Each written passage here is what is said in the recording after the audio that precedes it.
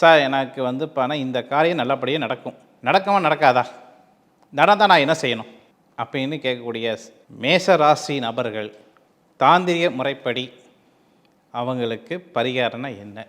திருமணம் ஆகலையா, முருகப்பெருமாளுக்கு ஏலக்காய் மாலையை சாத்துங்க. வள்ளிக்கு அரளிப்பூ மாலையும் தேவானைக்கு முல்லைப்பூ மாலையும் தொடுத்து வழிபட்டுட்டு வாங்க.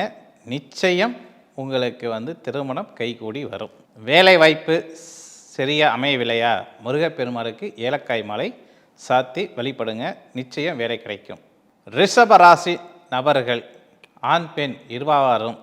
இப்போ ஆணுக்கு எடுத்துட்டோம்னா அதிகமாக வந்து ஆண்கள் வந்து பொருளாதார நிலைகள் வந்து மேன்மைப்பட வேண்டும் என்று எண்ணங்கள் இந்த ரிஷபராசிக்காரங்களுக்கு இயல்பாகவே குணநலங்கள் உண்டு.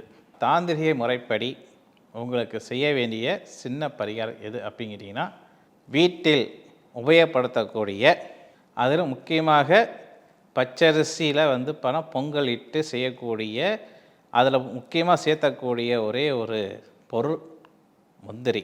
இப்போ மகாலட்சுமி தாயாருக்கு முந்திரியால் நீங்கள் வந்து பார்த்தீங்கன்னா வச்சு வழிபட போகும்போது உங்களுக்கு செல்வம் கூடி வரும், பதவி உயர்வாக வரும்.